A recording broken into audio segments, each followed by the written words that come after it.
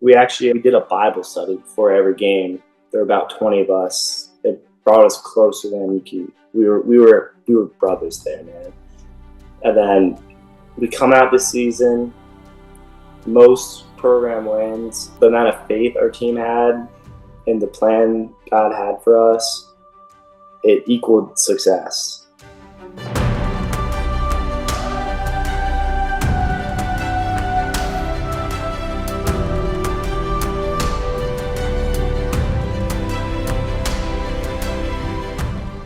Hey guys, my name is Noah Gies. I attended Our Lady of Good Counsel the past 3 years. Next year, I will be attending Lynn University to play lacrosse, and that's about it.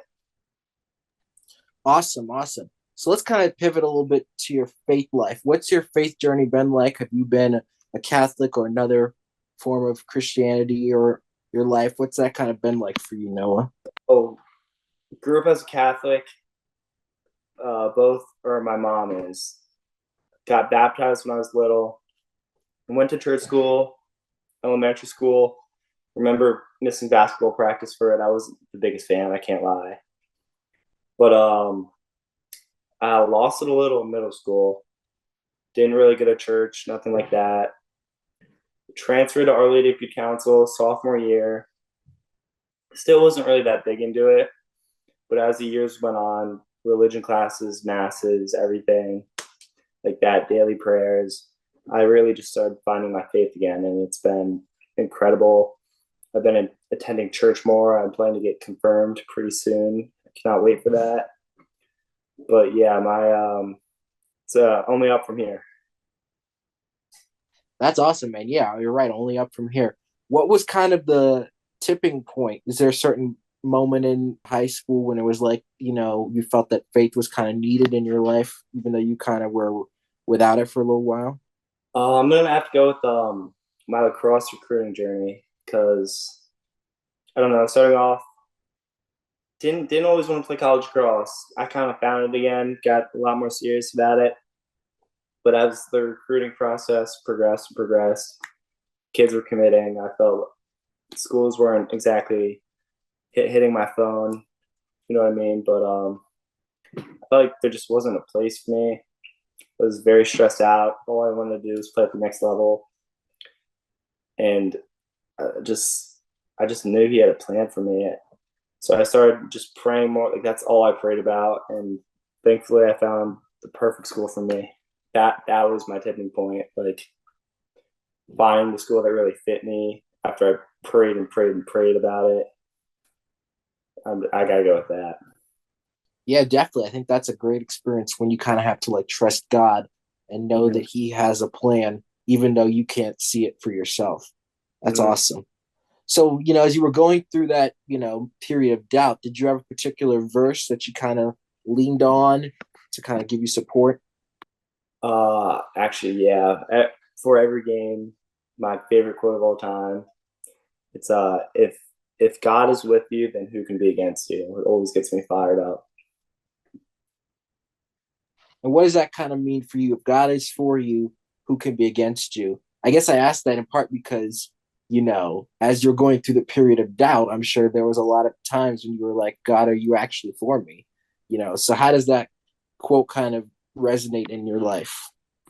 Um, I mean, if you have the Almighty Lord Jesus behind you, it's like, what can a man really do to you?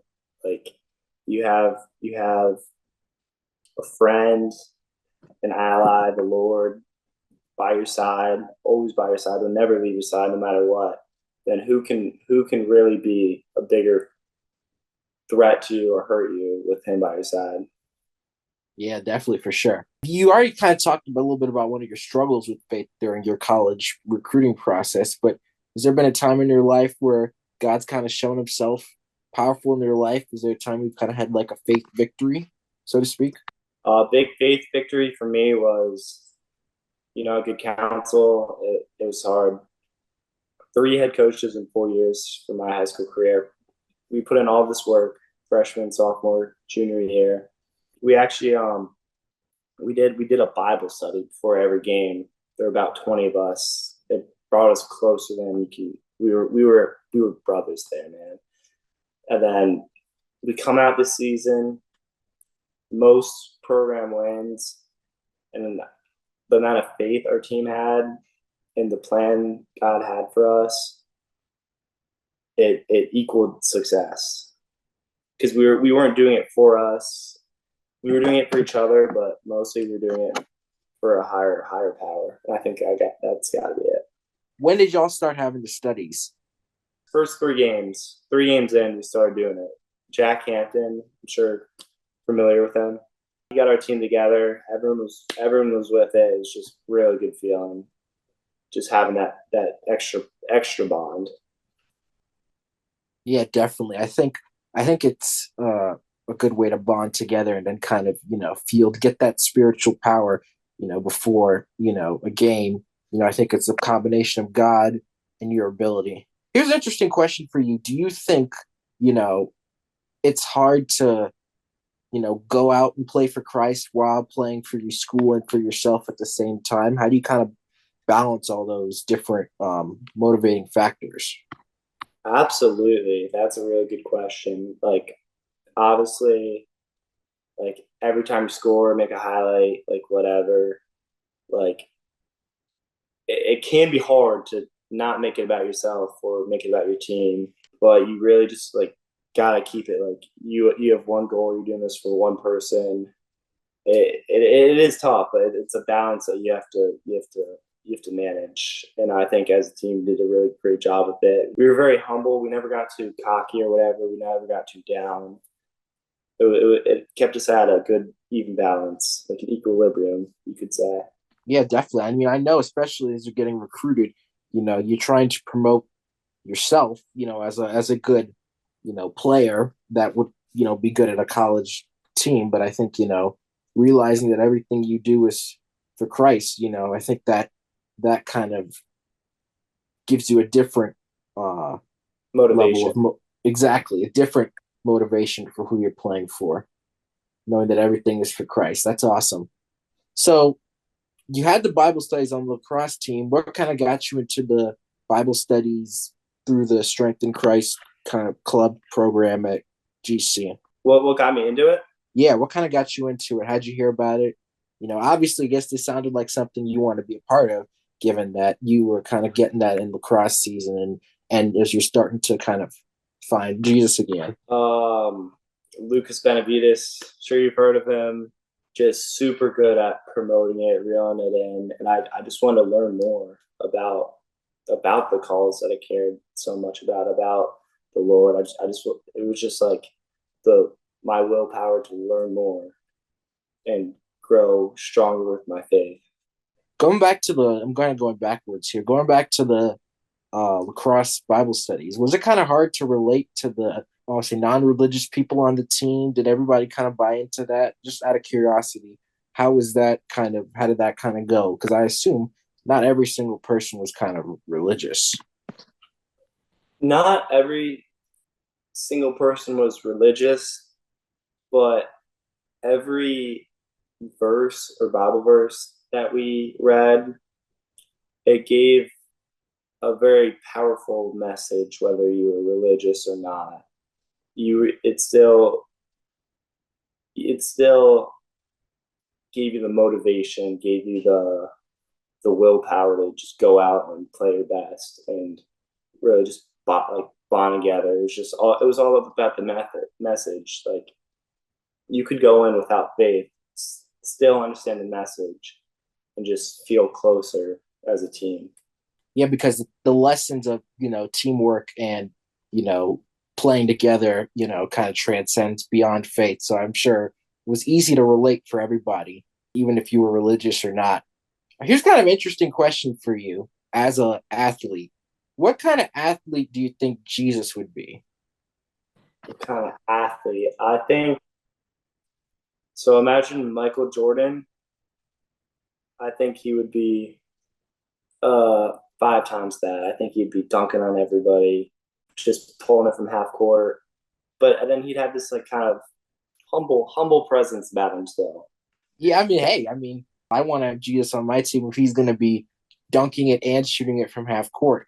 that kind of shows how Jesus is because he is, you know, he is God in three parts, how he's able to kind of, be the point guard and be the dunker and, pulling it up from half court like Steph Curry. Would be my first round pick, definitely. So you kind of prepare to head off to Lynn. How do you plan to keep your faith, as part of your life? Because obviously I feel like now you're on this path with Christ, you questioned, whether college lacrosse is for you, but obviously God has opened the door for you to go play at Lynn. But how do you plan to keep your faith life up when you go down to Boca? Just having a great group of people around me that have the same ideals as me, and luckily enough for me, I've talked to a ton of commits that, for the most part, they all have some sort of faith, and I just can't wait to share mine with them. And then maybe we could do the Bible studies like we did in high school. I know it's not a religious school per se, but I think it's full of faith and really good people. Kind of along those lines, if let's say you were to, meet somebody at Lynn who may be a little bit unsure about their faith or may, be interested in learning more, but it's something that they've either like never really experienced or maybe they like you kind of have been raised religious but then kind of drifted away and are starting to maybe explore coming back. So what might you say to them as they're starting to start or rekindle their relationship with Christ? I mean, you can never really force it on them, but all you can really do is encourage them. Maybe share some good verses with them. Just share your faith with them. Share what you've been through. Show them your relationship with God. Um, yeah, I mean, all you can really do is encourage them. Maybe invite them to church some Sundays. Have you kind of explored the church scene down there in Florida? Not yet, but I can't wait to. I've only been down once, so I have not had the opportunity. Okay, well you got time to kind of explore there and figure it out once you get down there for real. All right, so kind of wrap things up, and you've kind of touched on this a little bit, but why do you love Jesus? He paid the ultimate sacrifice for every single one of us without even knowing us. He lived a perfect life to redeem all our salvation. And I mean, like, what else can you ask of a person? Like, he didn't even know you yet. He loved you so much by giving up his life on the cross. It just, how can you not love a person like that? How many people do you know that would give up their life on a cross after living an absolutely perfect life?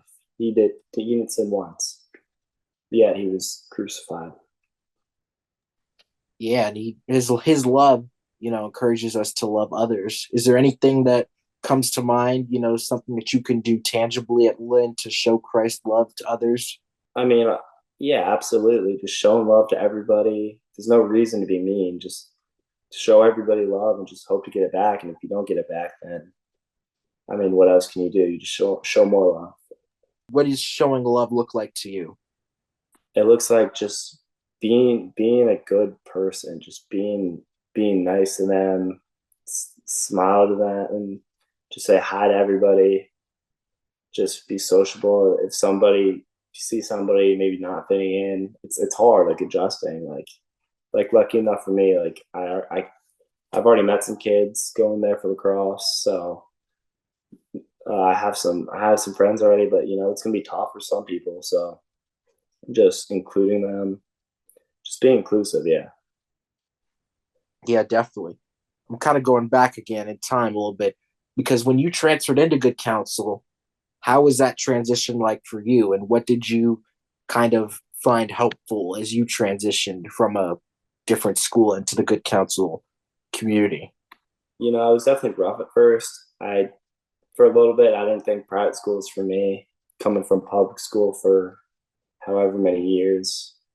But I had some friends from middle school, kind of helped me fit in, and then just everybody from good counsel just being so nice, so kind.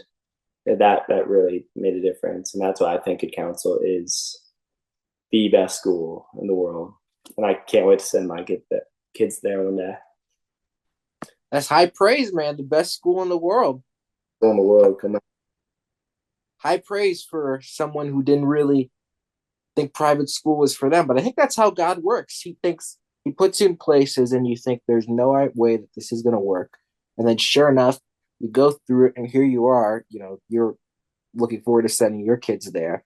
So Mhm. clearly, that's yet another example of trusting God and trusting his plan.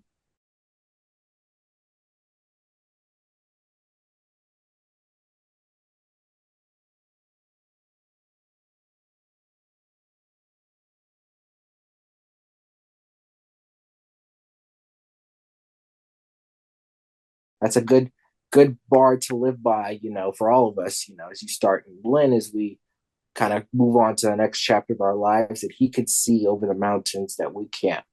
That's a good bar. Well, Noah, I really appreciate your time taking a few minutes to talk with us. Best of luck to you at Lynn, and keep the faith, my friend. Hopefully, we can have you back soon, brother. Yeah, thank you so much.